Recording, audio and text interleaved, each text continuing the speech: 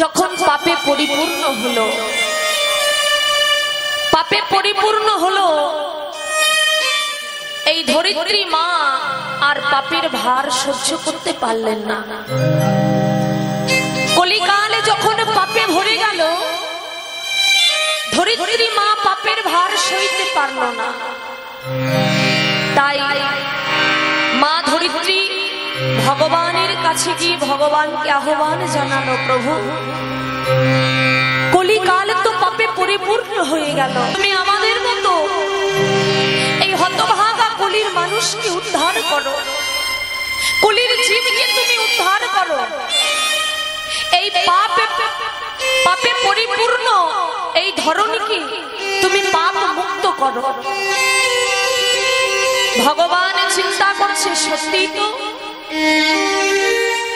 কলিকালে তো পাপে পরিপূর্ণ হয়ে গেল, আজকের কলির মানুষ তাদের না আছে আচার নিষ্ঠা থেকে বঞ্চিত, পাপ পুণ্যের কোনো বিচার নাই। তাহলে এহেন কলিকালে ভগবান চিন্তা করছে যে আমাকে এই কলিকালে যেতে হবে, তবে কলিকালে আমি যাব কেমন করে? মাগো, ভগবানের কোন জায়গায় যত আসার দরকার থাকুক, কিন্তু ভক্ত যদি ভগবানকে না ডেকে আনে, শত দরকার থাকলেও কিন্তু আমার ভগবান সেই জায়গায় নেমে আসতে পারে না। ভগবান চিন্তা করছে যে কলি যুগে তো আমি যাব, তবে আমাকে ডাকবে কে? কলিতে তো একটাও ভক্ত নাই যে আমাকে ডাকবে, আমি সেই ভক্তির ডাকে কলিকালে নেমে যাব। তাই ভগবানের নিজে ভক্ত ঠিক করলেন, কাকে? স্বয়ং ভোলানাথ। ভোলানাথকে ডেকে বলছে, ভোলা, আর ভোলানাথের দেহ থাকলে হবে না, এবার ভোলানাথের দেহ পরিত্যাগ করে চলে যাও শান্তিপুরের সীতানাথ অদ্বৈত গোসাই হয়ে।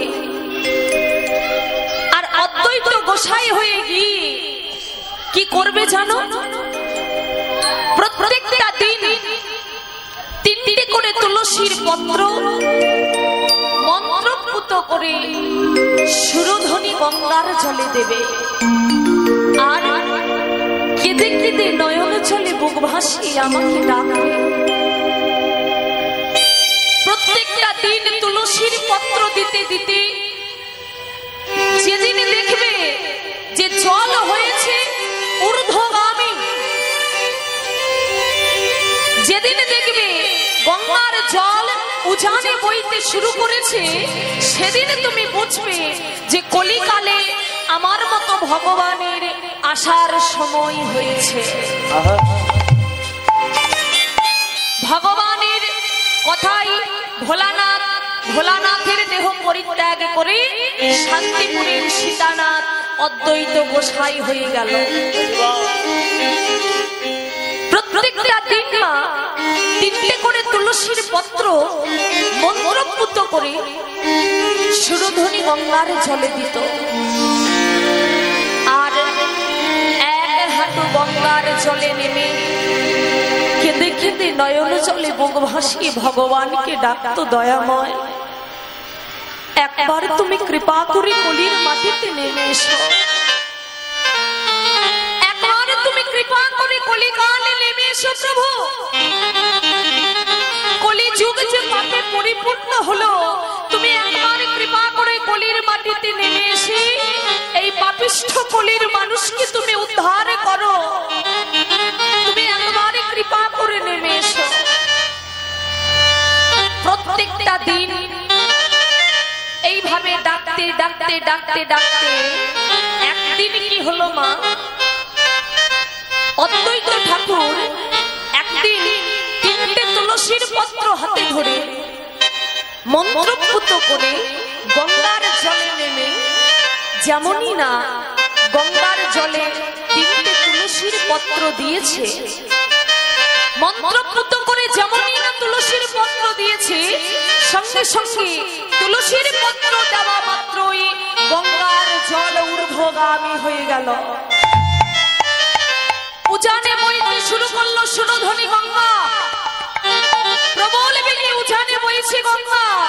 আর গঙ্গা যত বয়ে চলেছে, তিনটে তুলসীর পত্র ওই গঙ্গার জলের সঙ্গে বয়ে যাচ্ছে।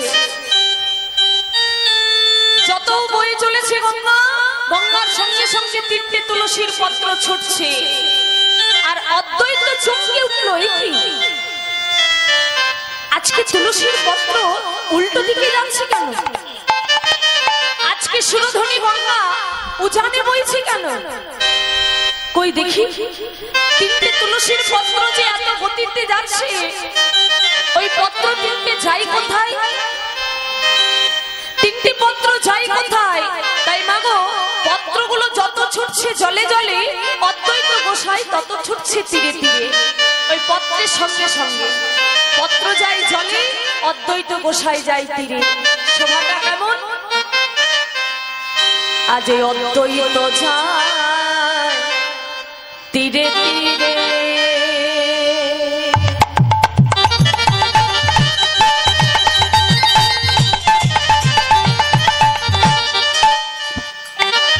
আর তুলসী যায় নীরে নীরে। ও কি শোভা রে,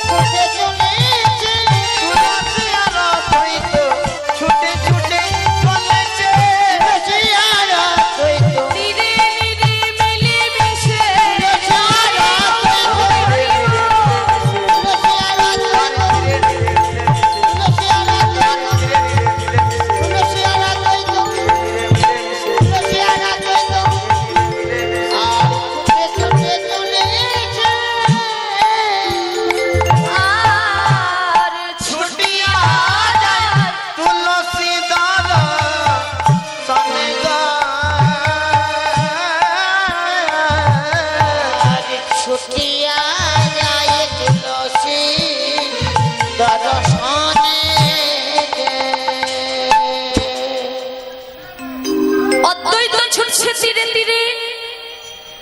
তুলসীর পত্র ছুটছে জলে জলে। মাগো, ওই তিনটে তুলসীর পত্র গিয়ে থামলো কোথায়? না জলে ছুটতে ছুটতে ওই তিনটি পত্র গিয়ে থামলো প্রাচীন মায়াপুরের ঘাটে। কেন মায়াপুরের ঘাটে থামলো কেন? না ওই ঘাটে স্নান করছিলেন পরমা সুন্দরী এক রমণী। আর ওই তিনটে তুলসীর পত্র ওই রমণীকে প্রদক্ষিণ করে ঘুরতে শুরু করেছে। আমরা কি করি মা, যখন পুকুরে স্নান করি, সূর্যদেবের চরণে স্নান হয়ে গেলে 3 আঁচলা জল দিই। জল দিয়ে আমরা সূর্যদেবের চরণে অঞ্জলি দিয়ে তার চরণামৃত পান করে তবে আমরা জল থেকে উঠে আসি। সেই রমণী কি করলো? স্নান করা হয়ে গেল, সূর্যদেবের চরণে 3 আঁচলা জল দিয়ে তার চরণে অঞ্জলি দিয়ে যেমনই না চরণামৃত পান করতে যাবে, ওই রূপবতী রমণীর অজান্তেই 3টে তুলসীর পত্র প্রবেশ করলো সেই চরণামৃতের মধ্যে। আর যেমন 3টে তুলসীর পত্র প্রবেশ করলো চরণামৃতের মধ্যে, সেই রমণী জানতেও পারলেন না নিজের অজান্তেই সেই চরণামৃত যেমনই পান করলেন, সঙ্গে সঙ্গে ওই চরণামৃতের সঙ্গে 3টে তুলসীর পত্র প্রবেশ করলো সেই রমণীর গর্ভে। আর যেমনই পত্র 3টে গর্ভে প্রবেশ করলো, তৎক্ষণাৎ অদ্বৈত ঠাকুর তীরে দাঁড়িয়ে দাঁড়িয়ে পুরো ঘটনাটা লক্ষ্য করছিল। যেমনই তুলসীর পত্রগুলো সেই রমণীর গর্ভে প্রবেশ করে গেল, অদ্বৈত চিৎকার করে উঠল, ওগো ওগো, কে আছো? কে আছো? তোমরা কি আমায় বলতে পারো কে ওই ভাগ্যবতী রমণী যার গর্ভে আমার ভগবানের আগমন বার্তা প্রবেশ করলো? কে ওই ভাগ্যবতী রমণী যার গর্ভে আমার ভগবান আসবে? তোমরা কি কেউ বলতে পারো? যদি জানো আমাকে একটু বলে দাও না গো, কে ওই ভাগ্যবতী মা? এমন সময় একজন এলো, একজন ছুটে এসে বলছে, ও ঠাকুর, তুমি জানো না ওই রমণীকে? শোনো, ওই রূপবতী রমণী হচ্ছে নীলাম্বর চক্রবর্তীর কন্যা জগন্নাথ মিশ্রের ঘরণী, নাম হলো শচী ঠাকুরান। জল থেকে শচী মা যখন উঠে আসছে, অদ্বৈত ঠাকুর ছুটে গিয়ে ওই শচী ঠাকুরানীর চরণ দুটো নিজের বুকে জড়িয়ে ধরেছে। নিজের বুকে জড়িয়ে ধরে বলছে, মা, তোমার গর্ভে যে আসছে তাকে যেন বড় যত্ন করে ধরে রেখো। কেন জানো? সে একা তোমার জন্য আসছে না, সে আসছে নবদ্বীপবাসীর জন্য, সে আসছে বিশ্ববাসীর জন্য, সে আসছে সমস্ত কলির মানুষের মঙ্গল কামনার জন্য। তাই মা, যে গর্ভে আসছে কোনো দিনের জন্য যেন তাকে অবহেলা করো না, বড় যত্ন করে যেন তাকে গর্ভে ধরো। মাগো, এই শচী মায়ের গর্ভে আমার গৌরাঙ্গ মহাপ্রভু এসেছিলেন 1486 খ্রিস্টাব্দে 23শে ফাল্গুন সন্ধ্যা 8:55 রতে শচীগর্ভ সিন্ধ মাঝে সেই চন্দ্রের প্রকাশ। আজকের কলিতে যদি আমার গৌরাঙ্গ মহাপ্রভু না আসতো, আমাদের মতো মানুষ কোনো দিনের জন্য জানতে পারতো না কে কৃষ্ণ আর কে বা রাধা, কে কৃষ্ণ আর কে বা রাধা। গোবিন্দের গো আর রাধিকার রা দুটো শরীর একত্রিত হয়ে আজকের কলিতে এলেন আমার সোনার গোরা।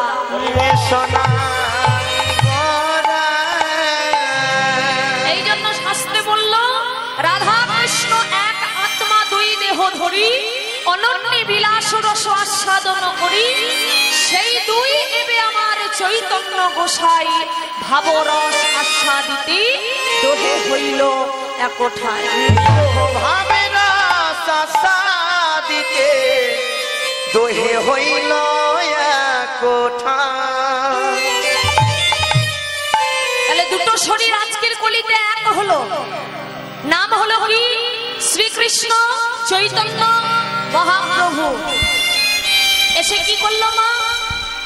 আমাদের মতো হতভাগা কলির মানুষকে উদ্ধার করলো।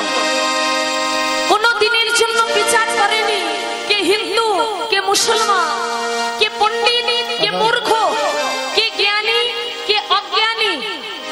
কোনদিন কোন কালে মহাপ্রভুর কাছে কিন্তু বিচার ছিল না মা।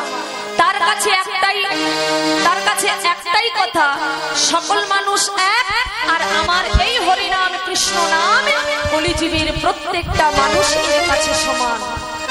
তাই জীবের হাতে ধরে পায়ে পড়ে আমার গৌরাঙ্গ মহাপ্রভু নাম দিল। যে হরিনাম নিল তারেও দিল, যে হরিনাম নিল না তারও হাতে ধরে পায়ে পড়ে নয়নে ধারায় ভেসে ভেসে নাম লহ বলে তাকেও নাম দিয়ে উদ্ধার করল। তাই বৈষ্ণব কবি কলম দিয়ে কি বলছি, বৈষ্ণব কবি কলম দিয়ে বলছি, আজকে নিতাই গৌর যদি নাচতো বাবা, তাহলে এই দিন আমরা দেখতে পেতাম না। তাই কি বলছে দেখো, বলে অক্রোধ পরমানন্দ আমার নিত্যানন্দ রায়। অক্রোধ পরমানন্দ নিত্যানন্দ রায়। ওই আহারে নিতাই গৌর হরি হরি হরি। ওই আহারে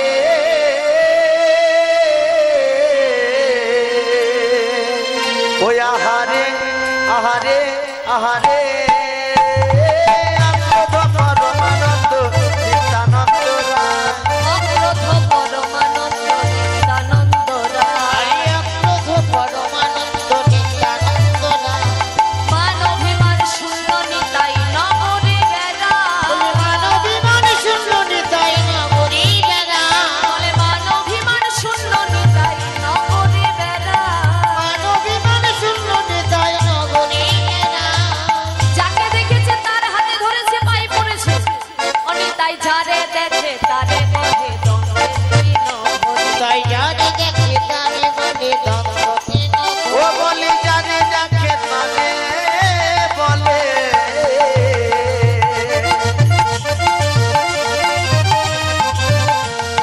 দণ্ডে দিন ধরি। অনিতাই যারে দেখে তারে কহে দণ্ডে দীন হরি। বলি তাই জানে দেখে তারে বলে দণ্ডে দিন ধরি। আমারে কি নিয়ালো বলো গৌরে হরি হরি হরি। বলো গোবর হরি। বলি আমারে কি নিয়ালো বলো গৌর হরি। হরি বলে বলো গো। বলে বলো গো। হরি বলে বলো গো। কি বাবু পছারিয়ে হরি বলে বলো গো। দুটি বাহু পসারে হরি বলে বলো গো। কি বাবু পছারিয়ে হরি বলে বলো গো। বলে দুটি বাহু পসারি হরি বলে বলো গো। কি বাবু পছারিয়ে হরি হরি হরি বলে। কি বাবু পছারিয়ে হরি বলে কি বাবু পছারিয়ে হরি হরি বলে কি বাবু পছারিয়ে হরি হরি হরি বলে কি বাবু পছারিয়ে হরি হরি হরি বলে হরি বলে বলো গো। হরি বলে বলো গো। হরি বলে বলো গো। আজকে তাই সেই গৌর হরিকে স্মরণ করে আমরা দেখব আমার গৌর হরির ভাব কেমন। বাগো রাসলীলায় গৌরাঙ্গ মহাপ্রভু কি করেছিল, খোল আর করতাল ধরে হরিনাম সংকীর্তনের মাঝে নৃত্য করেছিল।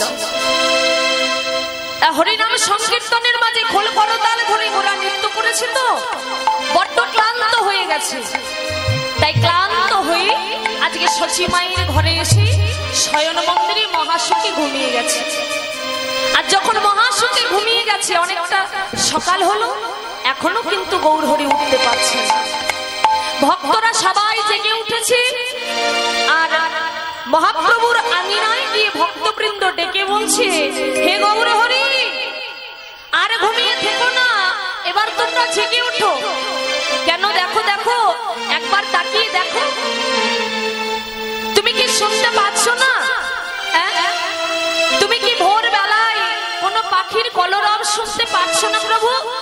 ভালো করে শোনো, ওই শোনো, ময়ূরম ময়ূরী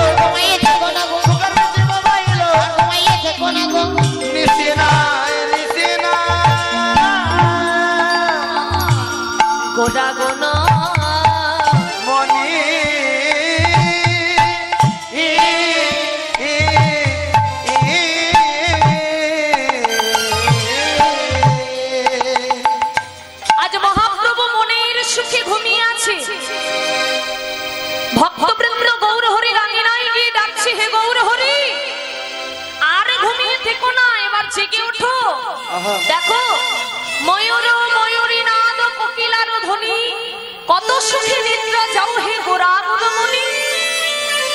তুমি এখনো কত সুখী নিদ্রা যাচ্ছ? তুমি কি দেখতে পাচ্ছ না প্রভাত হয়ে গেছে?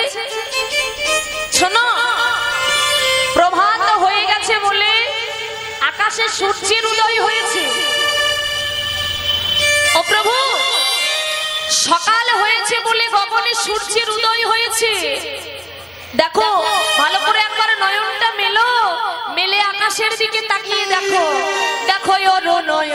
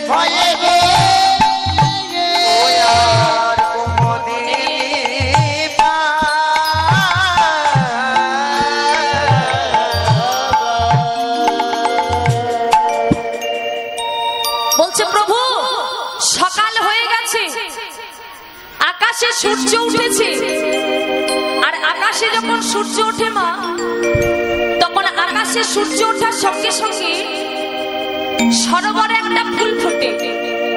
কি ফুল জানো গো মায়েরা, জানো? সকালবেলায় যখন সূর্য ওঠে তখন সরোবরে একটা ফুল ফোটে। কি ফুল? জলে কি ফুল ফোটে? বাহ, পদ্ম ফুল। সূর্য উদয় হওয়ার সঙ্গে সঙ্গে পদ্ম ফুল প্রকাশিত হয়। আর পদ্ম ফুল যখন প্রকাশিত হয় তখন কুমুদিনী, মানে আমরা বাংলা ভাষায় যাকে বলি শালুক ফুল, ওই শালুক ফুলের বদনটা সারা রাত্রি খোলা থাকে। কিন্তু যখনই সকাল হয়, সূর্যের আলো পড়ে, তখন ওই শালুক ফুলের বদনটা বন্ধ হয়ে যায় আর পদ্ম ফুল ফুটে যায়। তাহলে ভ্রমর কি করেছে? সারা রাত্রি ওই কুমুদিনী মানে শালুক ফুলের মধ্যে বসে বসে শালুক ফুলের মধুটা পান করেছে। এইবার তো সকাল হয়ে গেছে, সূর্য উঠে গেছে, এখনো পর্যন্ত যদি শালুক ফুলের মধ্যে ভ্রমর থাকে মা, তাহলে কি হবে? তার বদনটা তো এবার বন্ধ হয়ে যাবে। তাহলে ভ্রমর চিন্তা করছে যে আর একটু বেশিক্ষণ থাকলেই তো বদনটা যদি একবার বন্ধ হয়ে যায়, আমরা তো আর যেতে পারবো না, আমাদের প্রাণ বিনাশ হয়ে যাবে। তাই না, না আর শালুক ফুলের মধ্যে থাকলে হবে না। তাই শালুক ফুলের বদনে একটা চুম্বন দিয়ে, শালুক ফুলকে চুম্বন করে, চুম্বন কেন করে বাবা? কারোর প্রতি যদি কারো ভালোবাসা থাকে তাহলে তাকে চুম্বন করা হয়। তাহলে ভ্রমর কি শালুক ফুলকে ভালোবাসে? ভালো তো বাসবেই মা। যার মধ্যে সারা রাত্রি মধু পান করলো বসে বসে, সারা রাত্রি ধরে যার মধ্যে মধু পান করেছে, সকালবেলায় কি তার প্রতি একটু ভালোবাসা জন্মাবে না? সেই ভালোবাসার জন্য সারা রাত্রি যার মধ্যে মধু পান করেছে, তাই একটু ভালোবাসা জন্মেছে বাবা। ওই ভালোবাসার জন্য আজকে যখন ছেড়ে চলে যাচ্ছে, শুধু শুধু যাচ্ছে না, যাবার কালে কুমুদিনীর বদনে একটা চুম্বন দিয়ে পদ্ম ফুলের দিকে চলে যাচ্ছি, পদ্ম ফুলের মধু পান করবে বলে। তাই ভক্তবৃন্দ বলছে, হে গৌর হরি, অনেক সকাল হয়ে গেছে, সবাই মিলে প্রভাতী কীর্তনে বার হব, তুমি আর ঘুমিয়ে থেকো না, এবার তুমি জেগে ওঠো। ভক্তবৃন্দ খোল করো তাল নিয়ে ওই মহাপ্রভুর আঙিনায় ঘুরে ঘুরে সবাই মিলে গাইতে শুরু করলো সেই প্রভাতী গান। প্রভাতী হরিনাম সবাই মিলে এবার গাইতে শুরু করেছে। মাগো, আজকে সকালবেলায় হরিবাসরে বসে বসে আমরাও সবাই একটু পরে পরে তালি দিই, সেই মধুর প্রভাতী কীর্তন সবাই মিলে আমরা গাইব। একটু করে বদনে বলার চেষ্টা করবে, কেমন? শুধু মুখ দিয়ে খেলে হবে না, কথা বললে হবে না, একটু ভগবানের নাম বলতে হয়। তাই সবাই মিলে আজকে ভোরবেলায় আজ ভক্তদের সঙ্গে সঙ্গে আমরাও গাইব। ভজ শ্রী কৃষ্ণ, কহ শ্রী কৃষ্ণ, লহ শ্রী কৃষ্ণের নাম। ভজ শ্রী কৃষ্ণ, কহ শ্রী কৃষ্ণ, লহ শ্রী কৃষ্ণের নাম। ভজ শ্রী কৃষ্ণ, কহ শ্রী কৃষ্ণ, লহ শ্রী কৃষ্ণের নাম রে। যে জনা শ্রী কৃষ্ণ ভজে, সে হয় আমার প্রাণ রে। যে জনা শ্রী কৃষ্ণ ভজে, সে হয় আমার প্রাণ রে। যে জনা শ্রী কৃষ্ণ ভজে, সে হয় আমার প্রাণ রে। যে জনা শ্রী কৃষ্ণ ভজে, সে হয় আমার প্রাণ রে। আরে ভজ শ্রী কৃষ্ণ, কহ শ্রী কৃষ্ণ, লহ শ্রী কৃষ্ণের নাম রে। ভজ শ্রী কৃষ্ণ, কহ শ্রী কৃষ্ণ, লহ শ্রী কৃষ্ণের নাম রে। আচ্ছা মা, ভক্তবৃন্দ গাইছে গাইছি, ভজ শ্রীকৃষ্ণ কহ শ্রীকৃষ্ণ লহ শ্রীকৃষ্ণের নাম রে, যে জন শ্রীকৃষ্ণ ভজে সে হয় আমার প্রাণ রে। তারা গোবিন্দের ভক্ত, কৃষ্ণ ভক্ত, তাই তারা শুধু কৃষ্ণের নাম করছে। কিন্তু আমরা কলির মানুষ মা, আমরা কিন্তু একা কৃষ্ণ চাই না। আমরা কি চাই? আমরা চাই রাধা কৃষ্ণের যুগল চরণ, তাই না মা? আমরা কিন্তু একা কৃষ্ণ চাই না, আমরা রাধা কৃষ্ণ মানে ভক্ত ভগবানের চরণ একসঙ্গে চাই। তাহলে আমরা কলির মানুষ হয়ে আমরা কিন্তু ভজ শ্রীকৃষ্ণ কহ শ্রীকৃষ্ণ বলবো না। আমরা কি বলবো? যেহেতু রাধা কৃষ্ণের চরণ আমরা একসঙ্গে চাই, তাই রাধা কৃষ্ণ দুটো শরীর এক হয়ে এসেছে আজকের কলিতে আমার গৌরাঙ্গ মহাপ্রভু। তাই আমরা কলির মানুষ হয়ে কি বলবো? সবাই মিলে বলবে ভজ গৌরাঙ্গ কহ গৌরাঙ্গ লহ গৌরাঙ্গের নাম রে। আরে ভজ সবাই করতালি দাও, সবাই করতালি দিয়ে মুখে বলো লহ গৌরাঙ্গের নাম রে।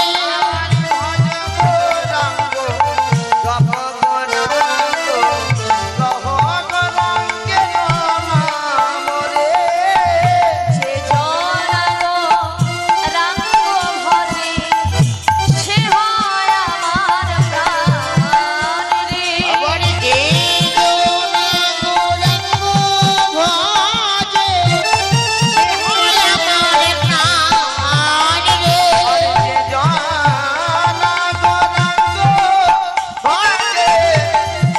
হয় আমার প্রাণ রে।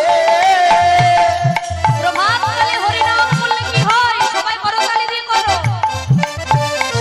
বলে প্রভাতে করিলে না পূর্ণ হবে মনস্কার। হাতে করিলে নাম পূর্ণ হবে মনস্কার।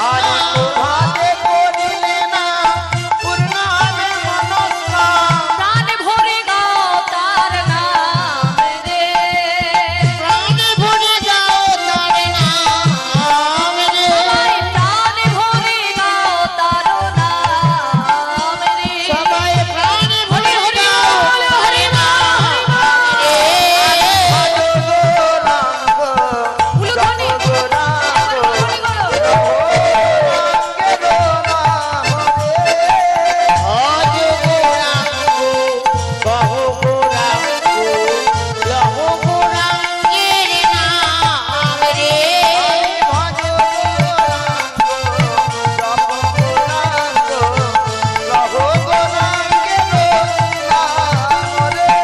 একটু করতালি দাও সবাই। ভজ গৌরাঙ্গ লহ গৌরাঙ্গের নাম রে।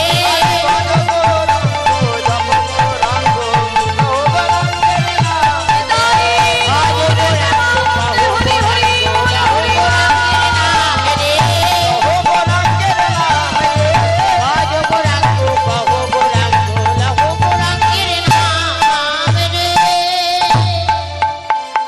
প্রেম সে বলো শ্রীকৃষ্ণ চৈতন্য মহাপ্রভু কি, প্রেমে দাদা নিতাই চাঁদ কি, নবদ্বীপ ধাম কি। আজকে মহাপ্রভুর আঙিনায় সবাই যখন হরিনাম কৃষ্ণ নাম করেছে, ওই হরিনাম কৃষ্ণ নামের গুণে আমার গৌরাঙ্গ মহাপ্রভু নয়ন মিলে তাকিয়েছে। বৈষ্ণব কবি এক পাশে কলম দিয়ে বলছে, বাসুদেব ঘোষ মহাপ্রভুর বড় ভক্ত বাবা, পদকর্তার নাম করলে একবার প্রণাম করতে হয়। পদকর্তার নাম করলে একবার প্রণাম করতে হয়। সেই পদকর্তা বাসুদেব ঘোষ আজকে মহাপ্রভুর দৃশ্য দেখে এক পাশে দাঁড়িয়ে দাঁড়িয়ে দর্শন করে বলছে, কি বলছে? বাসুদেব ঘোষে কহে আজ মনের হরিষে কত নিদ্রা যাও হে গোদা নিদ্রা যাও হে গোরা সুখের আলিশে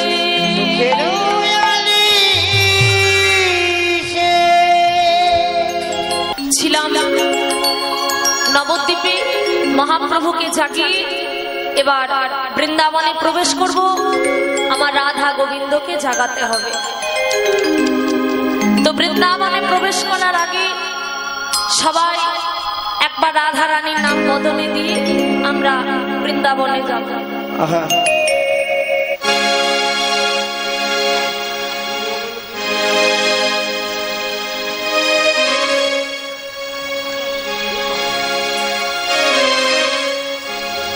চলো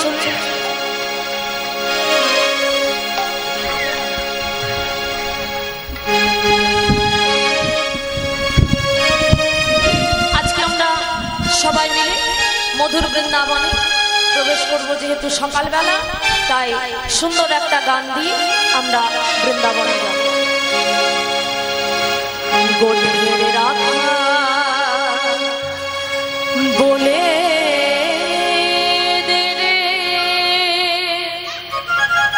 কোথায় বৃন্দাবন যেথায় রাখাল রাজা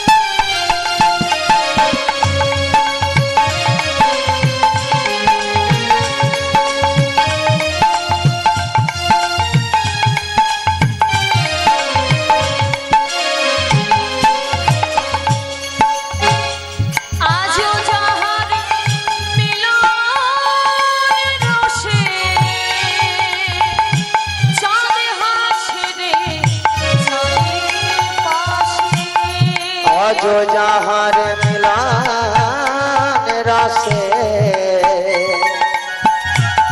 चाँद हासे रे चाँदेर पासे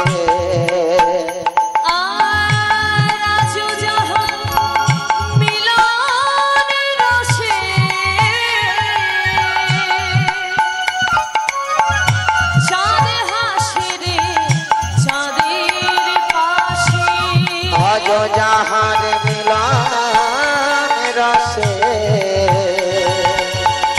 चाँदे हासे रे चाँदेर पासे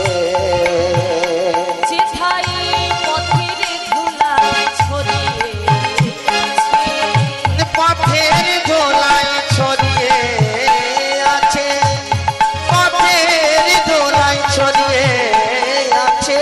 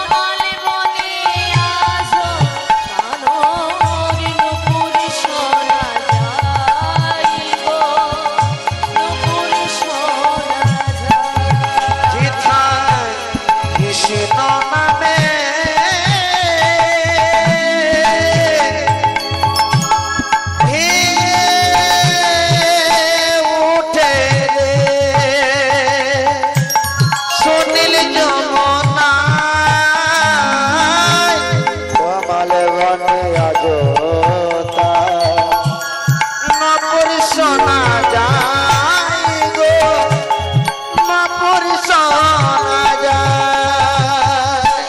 আজও যেথায় কদম তলে বেলো বাজে সাজ সকালে। আজ যে ছাই কদম তলে বেনু বাজে সাথে সকালে আজও যেথায় কদম তলে বেলো বাজে সাজ সকালে। আজ যে ছাই কদম তলে বেনু বাজে সাথে সকালে যেথায় নিত্য লীলা করে আমার নিত্য লীলা করে আমার নিত্য লীলা করে কোথায় নিত্য লীলা করে আমার কোথায় বৃন্দাবন গোঠে রাখা বলে দেবে কোথায় বৃন্দাবন যেথায় রাখাল রাজা গোপাল আমার খেলে কোথায় বৃন্দাবন বলে দিরে কোথায় বৃন্দাবন যেথায় রাখাল রাজা গোপাল আমার খেলে ওর কোথায় বৃন্দাবন ও যেথায় রাখাল রাজা গোপাল আমার খেলে অনখা কোথায় বৃন্দাবন যেথায় রাখাল রাজা গোপাল ও কোথায় রাখাল রাজা গোপাল আমার আরে রাখাল রাজা গোপাল আমার খেলে অনখা কোথায় বৃন্দাবন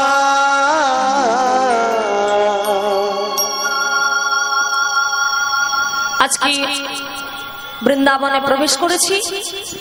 আজকে আমাদের আস্বাদনের বিষয় শ্রীমতী রাধা রানী ও গোবিন্দের কুঞ্জ বিলাস। কালকে রাসলীলায়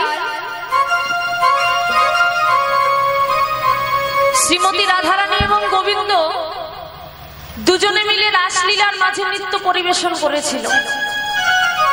প্রচুর নৃত্য করে ক্লান্ত পরিশ্রান্ত হয়ে কি করেছিল সখীরা লীলার শেষে রাধা গোবিন্দ দুজনকে কুঞ্জের মাঝে শয্যা রচনা করে ঘুম পাড়িয়ে রেখেছিল। সেই যে ঘুম পাড়িয়ে রেখেছিল মা, এই যে এতটা বেলা হয়ে গেল এখনো কিন্তু তারা উঠতে পারছে না। ভক্ত আর ভগবান এক সঙ্গে কুঞ্জের মাঝে ঘুমিয়ে আছে, জড়াজড়ি করে মনের সুখে নিদ্রা যাচ্ছে। তা আজকে আমার রাধা গোবিন্দ ঘুমিয়ে আছে কুঞ্জের মাঝে। পদকর্তা দর্শন করে বিচার করে বলছে, ওগো রাধা গোবিন্দ জড়াজড়ি করে ঘুমিয়ে আছে, 10 দিকের পরিবেশটা কেমন? 10 দিকের পরিবেশটা কেমন? আজকে 10 দিকের পরিবেশের কথা পদকর্তা প্রথম পদে বললেন। কি বলছে? মহাপ্রভু রাধা গোবিন্দ ঘুমিয়ে আছে, আর 10 দিকের অবস্থাটা কেমন জানো? বলে 10 দিশা নিরমল ভেলো মর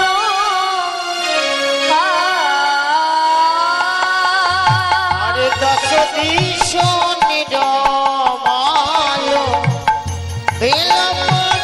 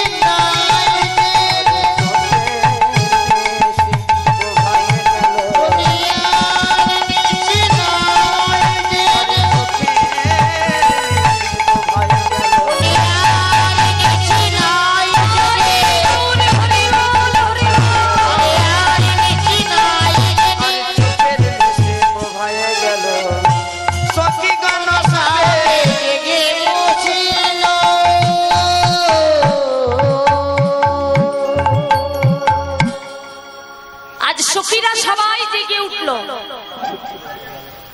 সখীরা সকলে জেগে উঠল। মাগো ভোরবেলা হয়েছে বলে ভগবান আর ভক্ত না জাগলে কি হবে, বাকিরা সকলেই জেগে উঠেছে। যত সখীরা ছিল সখীরা সবাই জেগে উঠেছে। আর সখীরা জেগে উঠে দেখছে ওমা সর্বনাশ, ভোরবেলা হয়ে গেছে। আর ভোর হয়েছে বলে, হ্যাঁ গো মায়েরা, ভোরবেলায় কারা কারা ডাকে গো? ভোরবেলায় কি শুধু মানুষ জাগে?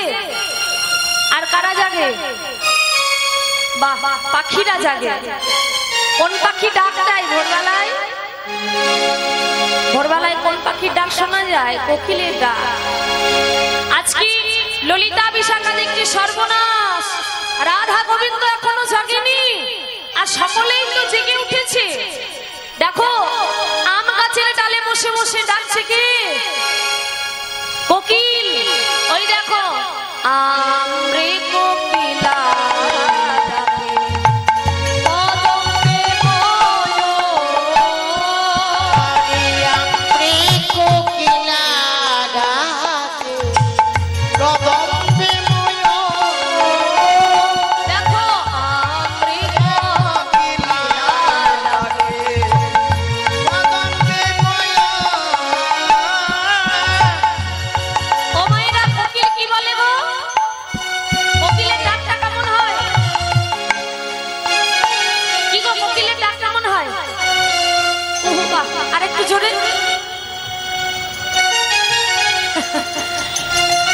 আরেকটু জোরে হবে না? বাহ, কুহু কুহু বলে ডাকে। আজ আম গাছের ডালে বসে বসে কোকিল ডাক দিচ্ছে। কি বলছে? ওগো কোকিল বলে কুহু,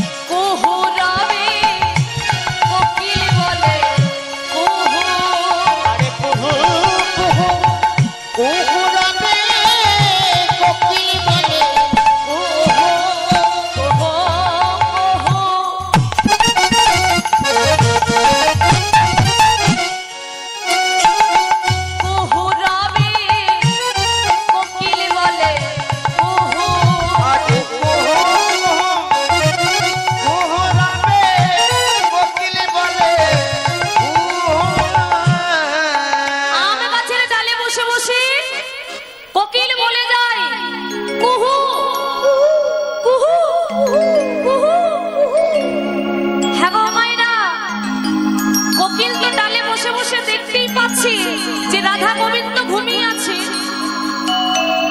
তা রাধা গোবিন্দ ঘুমিয়ে আছে দেখেও ওই যুগল মিলনটা দেখছি, আর কেবলই বলে যাচ্ছি কুহু।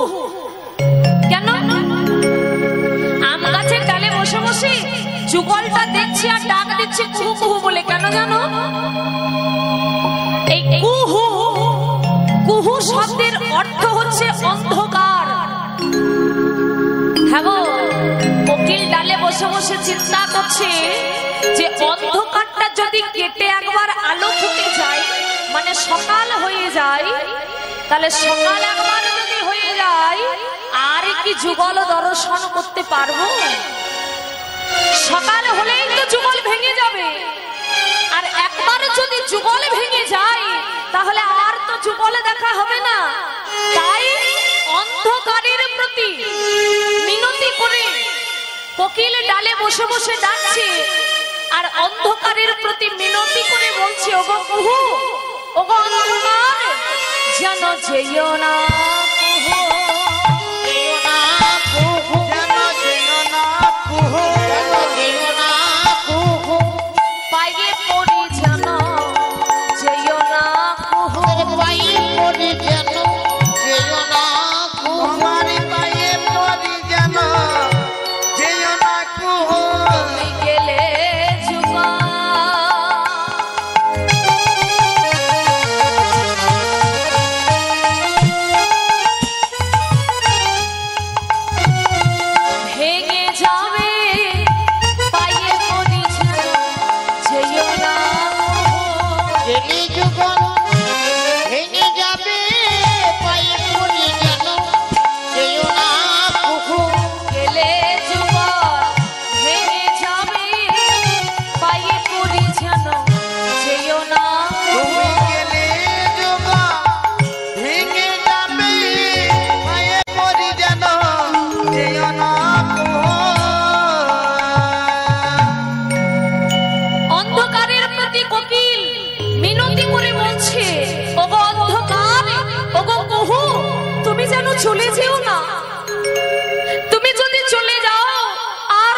যুগলে দর্শন করা হবে না, যুগলটা যে ভেঙে যাবে, তাই তুমি যেন যেও না। অন্ধকারের প্রতি মিনতি করে আম গাছের ডালে বসে বসে কোকিল কেবলই বলে যায় কুহু কুহু। আর কোকিল যখন আম গাছের ডালে বসে বসে কুহু কুহু বলে চিৎকার করছে মা, ওই কদমের ডালে বসে বসে ময়ূর তখন কোকিলকে উদ্দেশ্য করে ডাক দিচ্ছে। ডালে বসে বসে ময়ূর ডাকছে, ডাকে কদম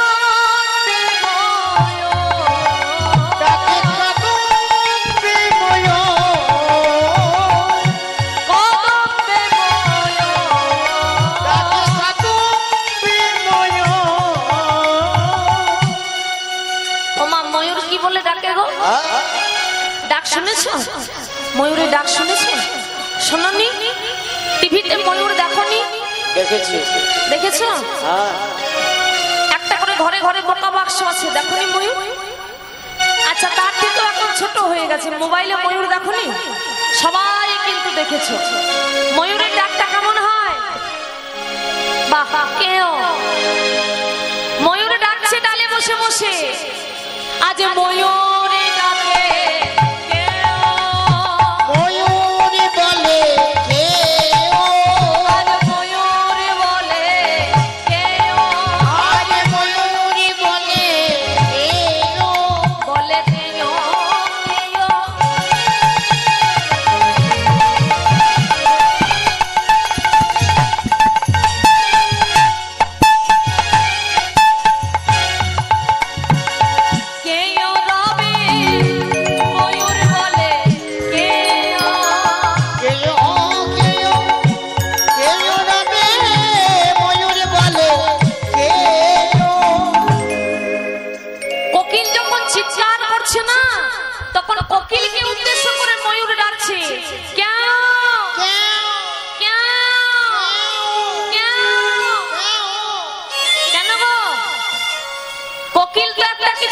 চাইলো, অন্ধকারকে মিনতি করে বলছে জানো যেও না। তাহলে ময়ূর কি বলতে চাইছে? কোকিলের ডাকটা শুনে ময়ূর বলতে চাইছে কেউ কেউ, মানে ও কে যে ভোরবেলা থেকে চিৎকার শুরু করেছে? ও কি দেখতে পাচ্ছে না যে রাধা গোবিন্দ কত সুন্দর ঘুমিয়ে আছে? এইভাবে যদি ডালে বসে বসে চিৎকার করে, তাহলে চিৎকারটা কানে শুনেই তো রাধা গোবিন্দের যুগল ভেঙে যাবে। তাই ময়ূর কোকিলকে উদ্দেশ্য করে ডাক দিয়ে বলছে, ওগো, বলে কে ও, বলে কে ও, ময়ূর বলে কে ও, ময়ূর বলে কে ও, ময়ূর বলে কে ও, রাধা গোবিন্দ আমার ঘুমায় আছে, ময়ূর বলে কে ও, রাধা গোবিন্দ আমার ঘুমায় আছে, ময়ূর যুগল ভেঙে যাবে, ডাকলে যুগল ভেঙে যাবে। গোবিন্দ আমার ঘুমাইয়ে আছে, ময়ূরী বলে কেউ, ময়ূর বলে কেউ। তাহলে ময়ূর কোকিলকে উদ্দেশ্য করে ডাকছে, কোকিল ডাকছে অন্ধকারকে উদ্দেশ্য করে, আর ময়ূর ডাকছে কোকিলকে উদ্দেশ্য করে। আর কোকিলকে উদ্দেশ্য করে ময়ূর যখন চিৎকার করছে কেউ কেউ বলে, ওই ময়ূরকে উদ্দেশ্য করে ছোট্ট একটা পাখি ডাক দিল। ছোট্ট একটা পাখি, পাখিটার নাম হচ্ছে পিক পাখি। ওই ময়ূর আর কোকিলকে উদ্দেশ্য করে ছোট্ট পিক পাখি সেও তখন চিৎকার করতে শুরু করেছে। ভোরবেলায় ছোট্ট পিক পাখি ডাকছে ডালিম গাছে বসে বসে, ওগো ডালিম্বে বসিয়া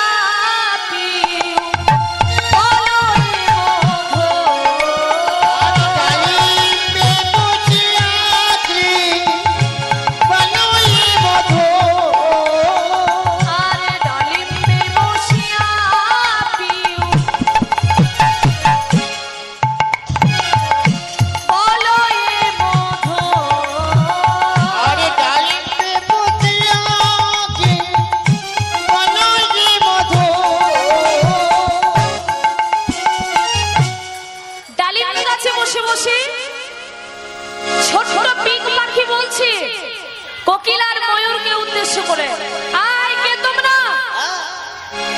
অকারণে এখানে কেউ চিৎকার করবে না।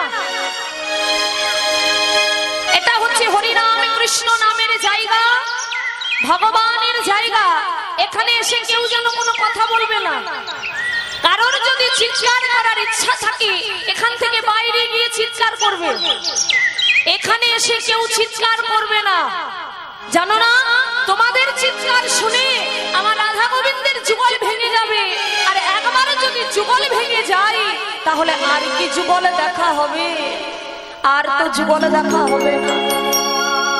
ছোট্ট পিক পাখি কোকিলার ময়ূরকে বলছি, চিৎকার যদি করতে হয় এখান থেকে চলে যাও, এখানে তোমরা চিৎকার চেঁচামেচি করো না গো, আমার রাধা গোবিন্দের যুগলটা ভেঙে যাবে গো, আর যুগল দেখতে পাবো না। বড় ভাগ্য ফলে, বড় সাধনার ফলে যখন এমন জায়গায় একবার এসেছো তখন অকারণে কেউ কথা বলো না, কেউ অকারণে কোনো কথা বলো না, বরং যখন এমন সুন্দর জায়গায় আসার মতো ভাগ্য লাভ করেছো তখন এই জায়গায় এসে তোমরা সবাই পিউ পিউ পিউ। পিউ শব্দের অর্থ কি মা? পান করা। বলছে এখানে যখন এসেছো অকারণে কথা না বলে সবাই পিউ পিউ পিউ, মানে সবাই পান করে নাও, সকলে পান করে নাও। কি পান করতে বলছি গো মা? হ্যাঁ গো, খুব গরম পড়েছে, পিক পাখিটা কি জল শরবত পান করার কথা বলছে নাকি? হ্যাঁ, খাবে নাকি তোমরা কেউ? না বাবা, ছোট পিক পাখি বলছে গো, হরিনাম কৃষ্ণ নাম আর ভগবানের জায়গায় যখন এসেছো সবাই তোমরা পিউ, পান করো। কি পান করতে বলছে? কৃষ্ণ নামামৃত পিউ কৃষ্ণ নামামৃত পিউ পিউ। কৃষ্ণ নামামৃত পিউ পিউ।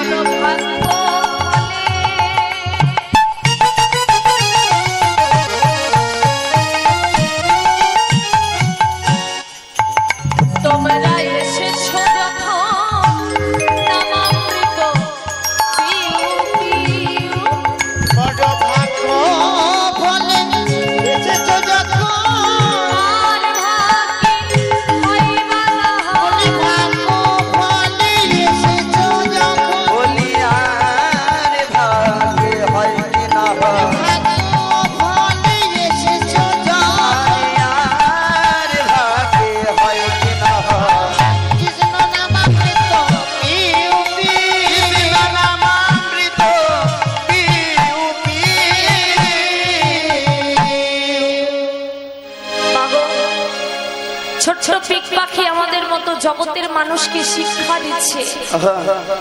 হে জগৎবাসী, বড় ভাগ্য ফলে যখন কৃষ্ণ নাম হরি নাম ভগবানের নামে জায়গায় এসেছো অকারণে কেউ কথা না বলে সবাই কৃষ্ণ নামের অমৃত, কৃষ্ণ নামের সুধা পান করে নাও। কেন জানি না আর ভাগ্যে বলা হয় বা না হয়।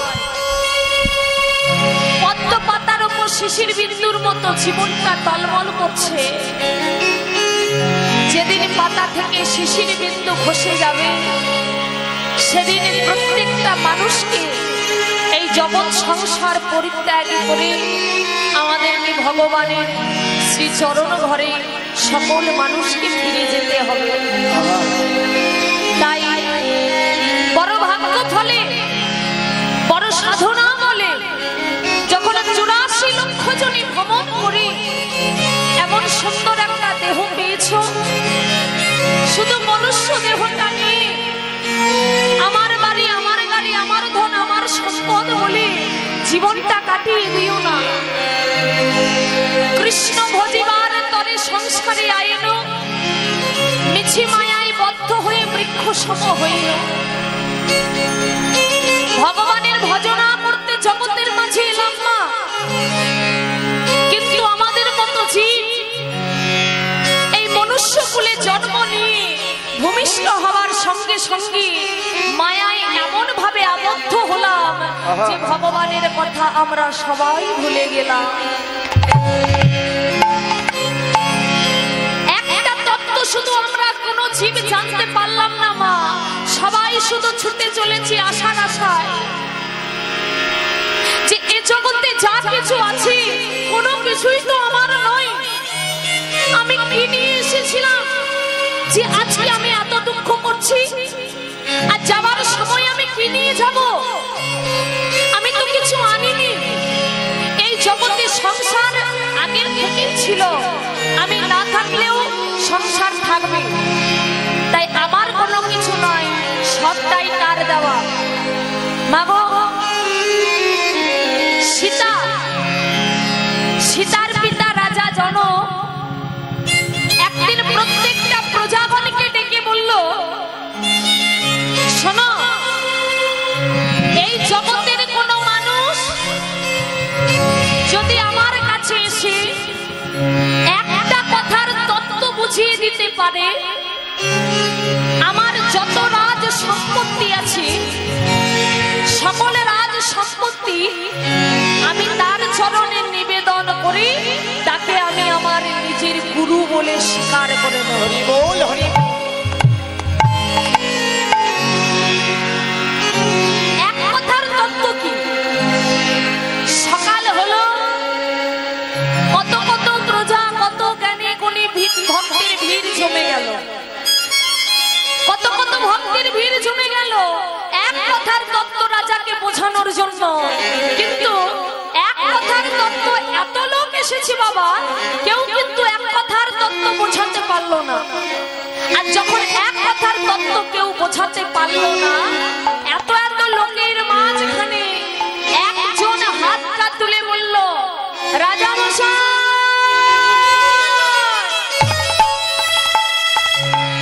ও রাজা মশাই,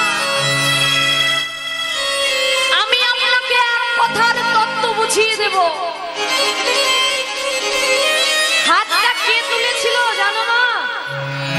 সেই দিন ওই হাতটা তুলেছিল যার হাত বাঁকা, যার ঘাড় বাঁকা, যার আঙুল বাঁকা, যার কোমর বাঁকা, যার হাঁটু বাঁকা, যার চরণ বাঁকা, 8টি জায়গায় বাঁকা, নাম হলো অষ্টবক্রমণি। হরি বল, হরি বল। সেই অষ্টবক্রমণি হাতটা তুলে বলেছিল, রাজা মশাই, আমি আপনাকে এক কথার তত্ত্ব বুঝিয়ে দেব।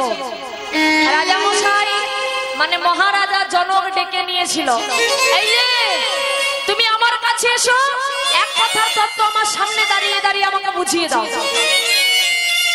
তখন অষ্টবক্রমণি রাজাকে বলল, ও রাজা মশাই, এক কথার তত্ত্ব বুঝিয়ে দেওয়ার আগে আপনাকে এক কাজ করতে হবে।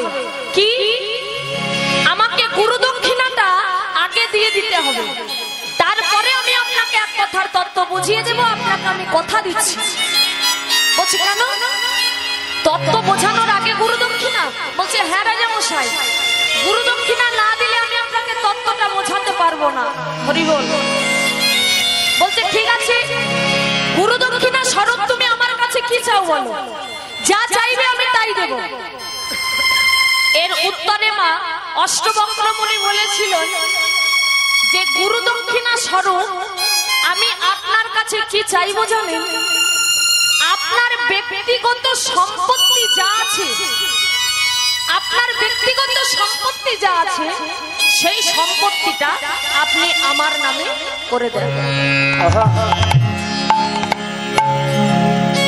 ওমা, এই কথা শুনে মহারাজা জনক বলতে ঠিক আছে, আমার ব্যক্তিগত সম্পত্তি, আমার যত রাজ সম্পত্তি আছে, আমি সব রাজ সম্পত্তি আজ থেকে তোমার নামে করে দিলাম। তখন অষ্টবক্রমণি বলছে, ও রাজা মশাই, আপনি যে আপনার রাজ সম্পত্তি আমার নামে করে দেবেন, কিন্তু ওটা তো আপনার ব্যক্তিগত হলো না। কেন না? আপনি আজকে রাজা হয়েছেন বলে আজকে আপনি বলছেন ওটা আপনার সম্পত্তি, কিন্তু আপনার আগে আপনার বাবা যখন রাজা ছিল, ওই রাজ সম্পত্তিটা তো তার নামে ছিল। তার আগে যখন আপনার দাদু রাজা সম্পত্তি আপনার দাদুর নামে ছিল, এখন আপনি রাজা হয়েছেন, আপনার নামে আছে। এরপরে যখন আপনার ছেলেরা রাজা হবে, রাজ সম্পত্তিটা তাদের নামে যাবে, তাহলে এটা তো আপনার ব্যক্তিগত সম্পত্তি হলো না। সঙ্গে সঙ্গে কথাটা শুনে রাজা জনক বলছে, ঠিক আছে ঠিক আছে, এটা আমার ব্যক্তিগত সম্পত্তি হলো না, তোমাকে এটা নিতে হবে না। বলছে কি দেবে তাহলে ব্যক্তিগত সম্পত্তি? বলছে ঠিক আছে, এই যে সোনার সিংহাসন বড় যত্ন করে তৈরি করা করিয়েছি, কেমন? এই সোনার সিংহাসনটা আমি আপনাকে গুরু দক্ষিণা স্বরূপ দান করব। তখন অষ্টবক্র মুনি বলছে, আচ্ছা আচ্ছা রাজা মশাই, এই সোনার সিংহাসনটা কি আদৌ আপনার? কেমন? আমারই তো সিংহাসন, আমি রাজা, সিংহাসন আমার, আমি এই সিংহাসনে বসি। বলছে আজ আপনি রাজা হয়েছেন বলে বসছেন, আপনার আগে আপনার বাবা রাজা হয়ে বসেছে, তখন সিংহাসনটা তার ছিল। তার আগে বসেছে আপনার দাদু, তখন সিংহাসনটা তার ছিল। আপনার পরে বসবে আপনার ছেলেরা, সিংহাসনটা তার হবে। তাহলে এই সিংহাসনটা বংশ পরম্পরায় চলে আসছে, এটা তো আপনার ব্যক্তিগত নয়, তাহলে এটাও তো ব্যক্তিগত সম্পত্তি হলো না। তখন কি বলছে? এইবার রাজা জনক বলছে, আচ্ছা সিংহাসনটা না হয় আমার নয়, রাজ সম্পত্তিটা না হয় আমার নয়, তাহলে আমার ব্যক্তিগত সম্পত্তি হচ্ছে আমার স্ত্রী। এটাতে এই স্ত্রীকে তো আমার দাদুও বিয়ে করেনি, আর আমার বাবাও বিয়ে করেনি, আর পরে আমার ছেলেরাও করবে না। তাহলে আমার স্ত্রী হচ্ছে আমার একান্ত ব্যক্তিগত, তাহলে আমার স্ত্রীকে আমি গুরু দক্ষিণা স্বরূপ আপনাকে দান করলাম। মহারাজা জনক কি বলছে? আমার বউকে দেব, বউ আমার ব্যক্তিগত, সে আমার দাদুরও নয়, আমার বাবারও নয়, আমার ছেলেরও নয়। তখন অষ্টবক্র মুনি বলছে, আচ্ছা রাজা মশাই, আপনার বউ যদি আপনার ব্যক্তিগত হয়, এই জগৎ সংসার পরিত্যাগ করে আপনি যখন পরলোকে চলে যাবেন, তাহলে আপনার স্ত্রী আপনার ব্যক্তিগত, মানে নিশ্চয়ই আপনার স্ত্রী আপনার সঙ্গে যাবে। তখন রাজা জনক বলছে, স্ত্রী আবার আমার সঙ্গে কেন যাবে? বলছে না, ব্যক্তিগত যদি কোনো জিনিস, আমার ব্যক্তিগত যদি কোনো জিনিস হয় বাবা, যেমন আমার হাতটা আমার ব্যক্তিগত, আমি যদি চলে যাই হাতও আমার সঙ্গে যাবে, পাও আমার সঙ্গে যাবে। তাহলে ব্যক্তিগত যদি কোনো জিনিস হয়, আপনি যখন জগৎ সংসার পরিত্যাগ করে পরলোকে যাবেন, তখন ব্যক্তিগত জিনিস হলে সেটাও আপনার সঙ্গে যাবে। তাহলে আপনার স্ত্রী আপনার ব্যক্তিগত কি করে হলো? তখন রাজা জনক রেগে গেছে, বলছে শোনো, স্ত্রী আমার নয়, স্ত্রী যদি আমার নয়, সম্পত্তি আমার ব্যক্তিগত নয়, আবার সিংহাসনও আমার ব্যক্তিগত নয়, আমার ছেলেরাও আমার ব্যক্তিগত নয়, আমার বউ আমার ব্যক্তিগত নয়, তাহলে এই জগতে কোনো কিছুই তো আমার নয়। কি গো মায়েরা, এটা তো সত্যি, স্ত্রী আমার নয়, সম্পত্তি আমার নয়, ছেলেরাও আমার নয়, রাজ সিংহাসন আমার নয়, তাহলে জগতের কোনো কিছুই তো আমার নয়, তাহলে আমি কি গুরু দক্ষিণা দেব তোমাকে? অষ্টবক্র মুনি তখন হেসে বলল, ও রাজা মশাই, আমাকে গুরু দক্ষিণা লাগবে না, আপনি এতক্ষণ থেকে যে তত্ত্বটা জানতে চাইছিলেন, সেই এক কথার তত্ত্ব আপনি নিজেই উত্তরটা বলে দিলেন। এই জগতের যা কিছু আছে কোনো কিছুই আমার নয়, আমি আসার সময় কিছু আনি নাই, যাবার কালেও কিছু নিয়ে যাব না। তাই আসল তত্ত্ব কি? বলে সবই নয়, সবই নয়, সবই নয়, সবই নয়, সবই নয়, সবই নয়, সবই নয়, সবই নয়, কলিযুগে অভিনয়, সবই নয়, সবই নয়, সব দুই দিনের অভিনয়, সবই নয়, সবই নয়। তবে দুই দিনে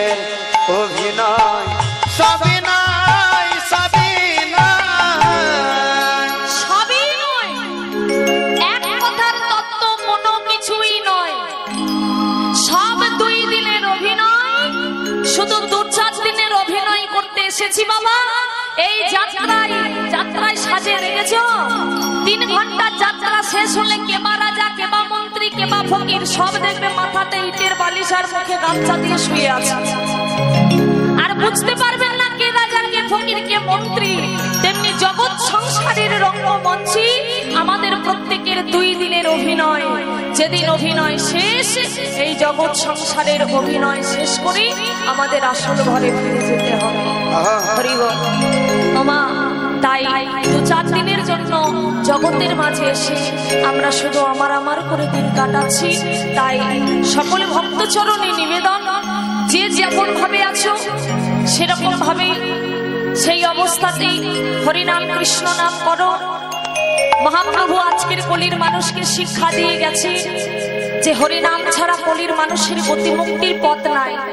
তাই কোনদিনের জন্য ভেবো না যে বয়স গুরুমন্ত্র নেব, দাঁত পাকবে, দাঁত ঝরে যাবে, চুল পেকে যাবে, তখন আমরা হরিনাম কৃষ্ণ নাম বলবো।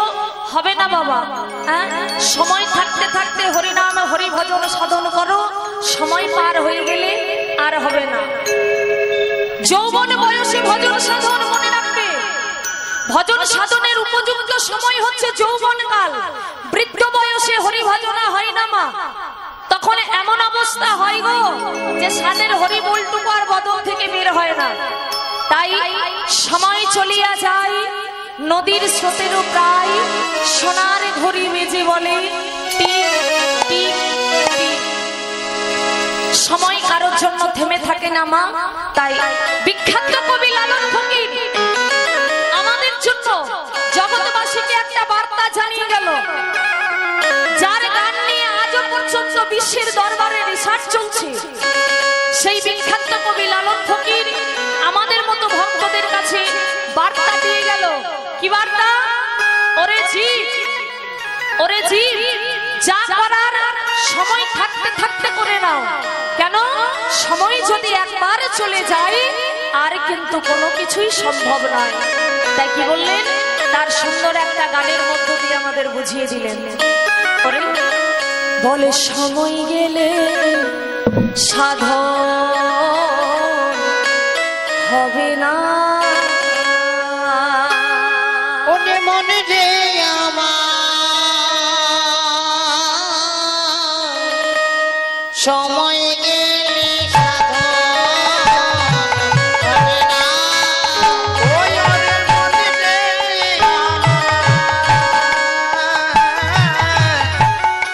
সময় গেলে সাধন হবে না। তুমি থাকিতে দিনের সাধন কেন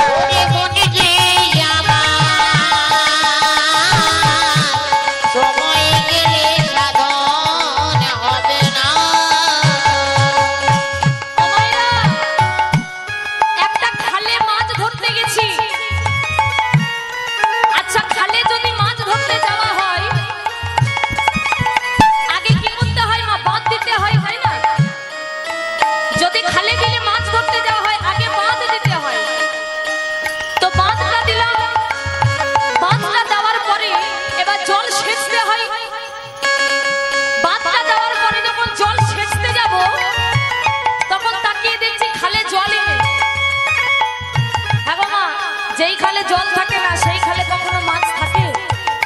কখনোই থাকে না বাবা। তাহলে মাছ ধরা আর হলো না, ওই বাঁধ দেওয়াটাই আমার জীবনের সার হয়ে গেল।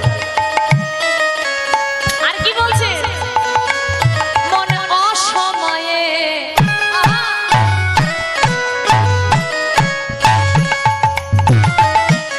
কৃষি করে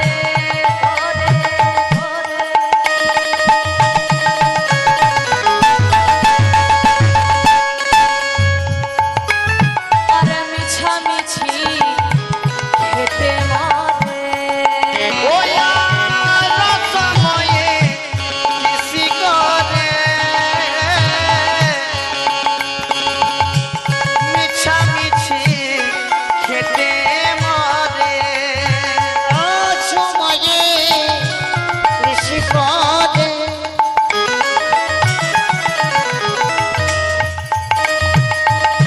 মিছামিছি খেতে মারে গাছে যদি বা হয় বীজের জোরে, তাতে ফল তো ধরে না। ওটাতে ফল তো হরি হরি বল, হরি বল, হরি বল। ফল তো ধরে না সময় গেলে সাধন হবে না ওরে মনে যে আমার সময় গেলে সাধন হবে না ওই ওরে মনে যে আমার সময় গেলে সাধন হবে না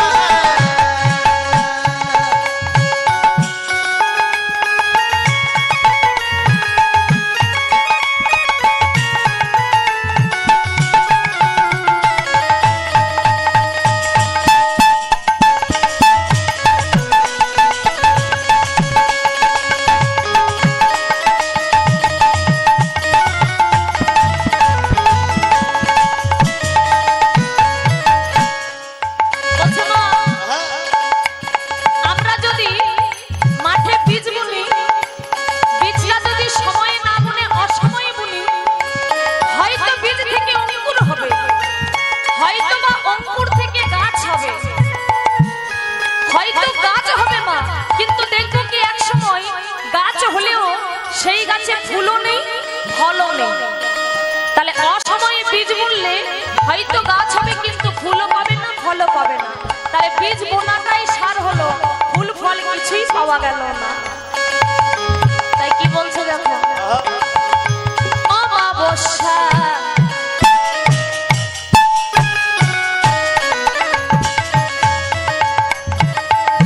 পূর্ণিমা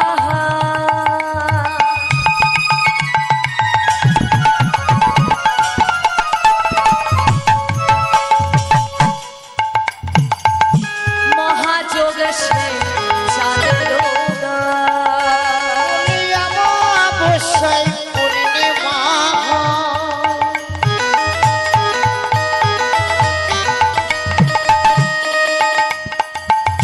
মহাযোগ সে চাঁদের ও বলি আমার বর্ষা পূর্ণিমা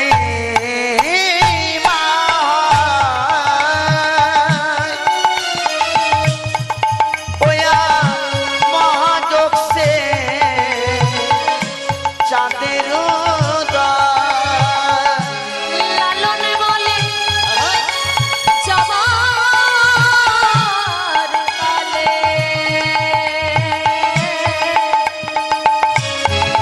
কোনো দ্বন্দ্ব রহে না। ও কোন দ্বন্দ্ব রবে না, রবে না সময় গেলে সাধন হবে না ওরে মনে যে আমার সময় গেলে সাধন হবে না ওরে মনে রে আমার সময় গেলে সাধন হবে না তাহলে বাবা যা করতে হবে সময় থাকতে থাকতেই করে নিতে হবে। বৃদ্ধ বয়সে হরি ভজনা হবে না, যৌবন থাকতে থাকতে ভজন সাধন করো। বৃদ্ধ বয়সে পৌঁছালে হয়তো ভগবান পেলেও পেতে পারো। হরি বল হরি বল। তাহলে ভগবানের জামের নামের জায়গায় যখন এসেছো, অকারণে গোলমাল না করে কৃষ্ণ নামের অমৃত তোমরা সকলেই পান করে নাও।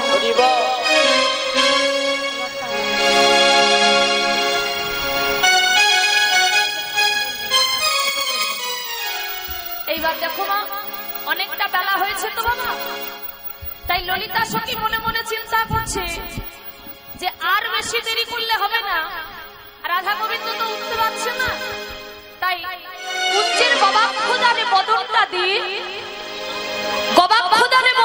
দিয়ে আজকে ললিতা সখী ডাকছে শ্রীমতী রাধারানী।